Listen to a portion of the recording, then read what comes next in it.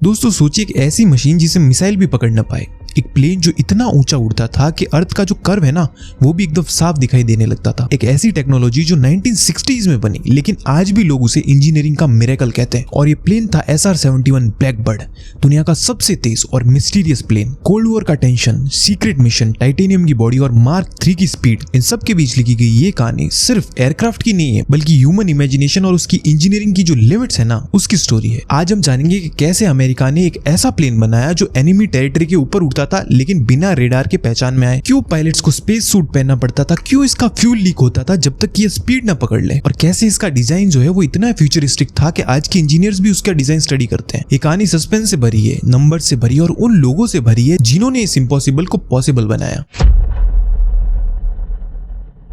1950s और 60s का जो टाइम था वो दुनिया के लिए एक बहुत टेंशन भरा टाइम था।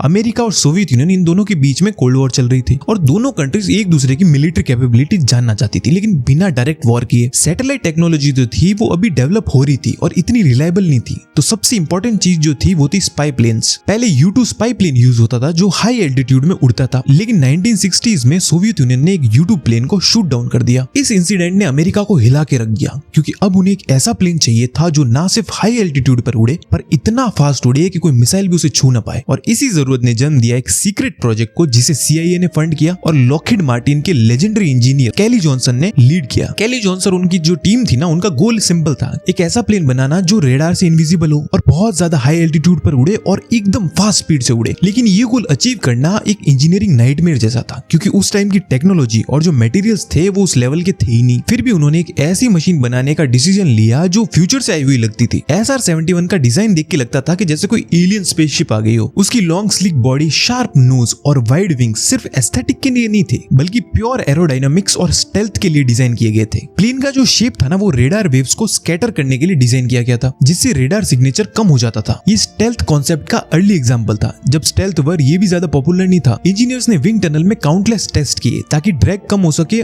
और स्टेबिलिटी मेंटेन रहे जब ये मार्क 3 की स्पीड पर उड़े। इस एयरक्राफ्ट का सबसे यूनिक फीचर था उसकी चिन्स, नोज से लगाकर विंग्स तक स्मूथ ब्लेंडेड एजेस जो लिफ्ट और स्टेबिलिटी दोनों को इंप्रूव करती थी। ये जो डिजाइन था ये हाई स्पीड पर एयर फ्लो को कंट्रोल करता था और फ्यूल एफिशिएंसी को बढ़ाता था। हर कर्व और हर एंगल जो था प्लेन पे एक मैथमेटिकल कैलकुलेशन के अनुसार बनाया गया था। जब SR-71 पहली बार पब्लिक को दिखाया गया ना तो सब लोग शॉक हो गए, क्योंकि किसी ने ऐसा फ्यूचरिस्टिक प्लेन इमेजिन भी नहीं किया था। SR-71 का सबसे बड़ा इंजीनियरिंग चैलेंज था उसकी हीट। जब कोई एयरक्राफ्ट मार्क 3 की स्पीड से उड़ता है तो जो फ्रिक्शन होती है ना उससे टेम्परेचर 300 डिग्री सेल्सियस से भी ज्यादा जा सकता है। नॉर्मल एल्यूमिनियम स्ट्रक्चर जो है वो इस हीट को सहन नहीं कर सकते, इसलिए इंजीनियर्स ने डिसाइड किया कि पूरी बॉडी को टाइटेनियम से बनाया जाए। उस टाइप में टाइटेनियम जो था वो बहुत महंगा और बहुत डिफिकल्ट मटेरियल था, लेकिन उसकी स्ट्रेंथ और हीट रेजिस्टेंस एकदम अनमैच्ड थी। और इंटरेस्टिंग बात यह है कि अमेरिका ने जो मैक्सिमम टाइटेनियम यूज किया ना वो सोवियत यूनियन से ही खरीदा था, लेकिन चुपके से। प्लेन का लगभग 85% स्ट्रक्चर जो था वो टाइटेनियम से बना था, जो उसे लाइट वेट और स्ट्रॉन्ग बनाता था। लेकिन टाइटेनियम के साथ काम करना इतना इजी नहीं था, क्योंकि हाई टेम्परेचर पर टाइटेनियम जो है वो रिएक्ट करता है और इसके लिए स्पेशल मैन्युफैक्चरिंग टेक्निक चाहिए होती है। इंजीनियर्स को न्यू टूल्स और न्यू मेथड डेवलप करने पड़े, और ये जो प्रोजेक्ट था ना सिर्फ एक एयरक्राफ्ट नहीं था बल्कि इंजीनियरिंग में एक रिवोल्यूशन जैसा था। SR-71 में लगे हुए थे 2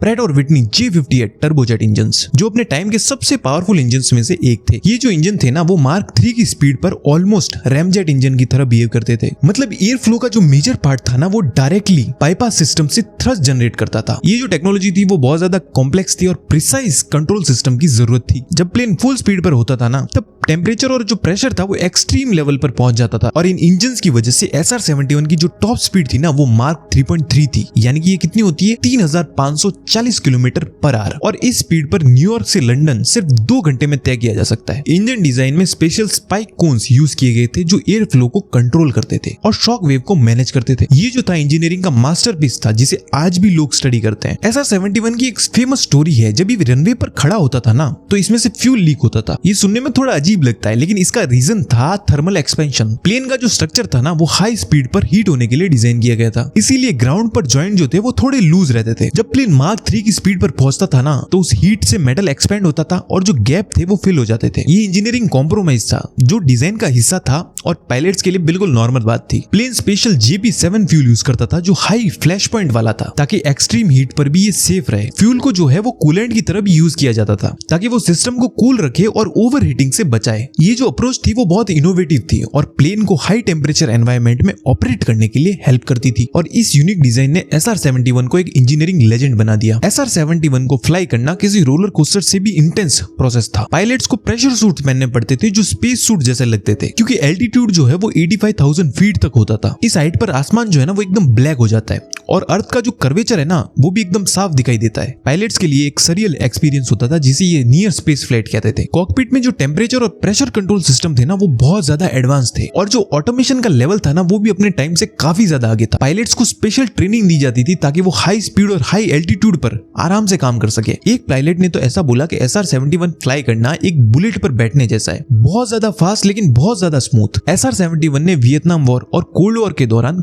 कई सारे कमाल के मिशंस परफॉर्म किए। ये जो एयरक्राफ्ट थे ना वो एनिमी टेरिटरी के ऊपर हाई स्पीड और हाई एल्टीट्यूड पर उड़ते थे और हाई क्वालिटी पिक्चर कैप्चर करते थे। इसकी स्पीड और एल्टीट्यूड के कारण कोई भी मिसाइल आज तक उसे शूट डाउन नहीं कर सकी है। ये जो एयरक्राफ्ट था ना वो इंटेलिजेंस गैदरिंग में बहुत ज्यादा हेल्पफुल था और स्ट्रेटेजिक प्लानिंग में भी बहुत ज्यादा वैल्यूएबल था। इस प्लेन ने हजारों घंटों की फ्लाइट और हजारों मिशन कंप्लीट किए और इन मिशंस में जो एक्यूरेसी थी वो सबसे क्रिटिकल होती थी। इंटेलिजेंस डेटा की वजह से मिलिट्री के जो डिसीजन थे ना वो बहुत ज्यादा प्रिसाइज और बहुत ज्यादा कमाल के हो गए थे। SR-71 ने प्रूव किया कि इंटेलिजेंस और इनोवेशंस इनके जरिए जो इम्पॉसिबल चैलेंज है ना उनको भी पॉसिबल किया जा सकता है और वॉर स्ट्रेटेजी को कंप्लीटली चेंज किया जा सकता है। SR-71 जो है वो सिर्फ फास्ट नहीं था बल्कि अपने टाइम के हिसाब से स्टेल्थ का एक अर्ली एग्जांपल था। इसका जो ब्लैक पेंट था ना वो सिर्फ अच्छा दिखने के लिए नहीं था, वो था हीट को एब्जॉर्ब करने के लिए और रेडार वेव्स को कम करने के लिए। प्लेन का जो शेप था ना वो बहुत सोच समझ के डिजाइन किया गया था ताकि जो रेडार की जो वेव्स है ना वो डायरेक्टली बाउंस बैक ना करे बल्कि अलग अलग डायरेक्शंस में स्कैटर हो जाए। और इस टेक्निक को रेडार क्रॉस सेक्शन रिडक्शन कहते हैं, जो आज के स्टेल्थ एयरक्राफ्ट जैसे F-22 रैप्टर और B-2 बॉम्बर में यूज होती है। इस एयरक्राफ्ट में स्पेशल रेडार एब्जॉर्बिंग मटेरियल्स को यूज किया गया था ताकि जो रेडार की वेव्स है उसको ये आराम से एब्जॉर्ब कर ले। जब SR-71 दुश्मन की टेरिटरी पर उड़ता था ना तो जो रेडार ऑपरेटर थे ना उनको एक छोटा सा सिग्नल मिलता था जो चंद मिलीसेकंड में वापस गायब हो जाता था। स्पीड और स्टेल्थ वो इतने पावरफुल थे इस एयरक्राफ्ट में कि दुश्मन की जो डिफेंस सिस्टम है ना वो भी कंफ्यूज हो जाते थे और उनका जो रिएक्शन टाइम है वो बहुत धीरे हो जाता था। ये जो टेक्नोलॉजी थी ना वो अपने टाइम से डिकेड्स आगे थी और आज की जो स्टेल्थ टेक्नोलॉजी है ना उसका ये बेस थी। SR-71 ने अपनी सर्विस के दौरान बहुत सारे वर्ल्ड रिकॉर्ड बनाए जो आज तक ब्रेक नहीं हुए। इसने ऑफिशियल वर्ल्ड स्पीड रिकॉर्ड बनाया जो मार्क 3 से ज्यादा का था और एल्टीट्यूड रिकॉर्ड बनाया जो 85,000 फीट से ज्यादा का था। एक फेमस फ्लाइट में SR-71 ने लॉस एंजेलिस से लगा के वॉशिंगटन DC का जो सफर है ना वो सिर्फ 1 घंटे में तय कर दिया था, जो उसकी इनक्रेडिबल स्पीड का प्रूफ है। और ये जो नंबर्स है ना वो सिर्फ मैथमेटिक्स नहीं है बल्कि उसकी जो इंजीनियरिंग एक्सीलेंस है ना उसका भी प्रूफ है। इस एयरक्राफ्ट का ऑपरेशनल रिकॉर्ड भी था ना वो उतना ही इंप्रेसिव था। डिकेड्स की सर्विस में कोई SR-71 एनिमी फायर से डिस्ट्रॉय नहीं हुआ। जब SR-71 पे मिसाइल फायर होता था ना तो पायलट सिंपली स्पीड इंक्रीज कर देते थे और मिसाइल उनको छू भी नहीं पाता था। ये कैपेबिलिटी जो थी वो पायलट्स के लिए सेफ्टी और कॉन्फिडेंस का सिंबल थी। SR-71 ने सिर्फ वर्ल्ड रिकॉर्ड्स नहीं बनाए बल्कि एविएशन इंडस्ट्री में एक बेंचमार्क सेट किया जिसे आज तक कोई प्लेन क्रॉस नहीं कर पाया। 1998 में SR-71 को ऑफिशियली रिटायर कर दिया गया लेकिन उसकी जो लेगेसी है ना वो आज भी जिंदा है। इस प्लेन ने एरोस्पेस इंडस्ट्री में जो इनोवेशन इंट्रोड्यूस किए ना वो आज भी मॉडर्न प्लेन में यूज होते हैं। Stealth technology, heat temperature materials और एडवांस प्रोपल्शन सिस्टम, इन सब में SR-71 का जो इन्फ्लुएंस है ना वो बहुत साफ तरीके से दिखाई देता है और आज की जो इंजीनियर्स है ना भी इससे इंस्पिरेशन लेते हैं। SR-71 सिर्फ एक प्लेन नहीं था बल्कि ह्यूमन इमेजिनेशन और क्यूरियोसिटी का सिंबल था। ये प्लेन हमें सिखाता है कि जब लोग इम्पॉसिबल को चैलेंज करते हैं ना तो दुनिया चेंज हो जाती है। आज भी जब कोई SR-71 को म्यूजियम में देखता है ना तो वो सिर्फ एक एयरक्राफ्ट को नहीं देख रहा है बल्कि एक एरा के इनोवेशन और करेज को देख रहा होता है। ये वीडियो देखने के लिए आपका बहुत बहुत शुक्रिया और अगर ये वीडियो पसंद आया तो प्लीज सब्सक्राइब कीजिएगा।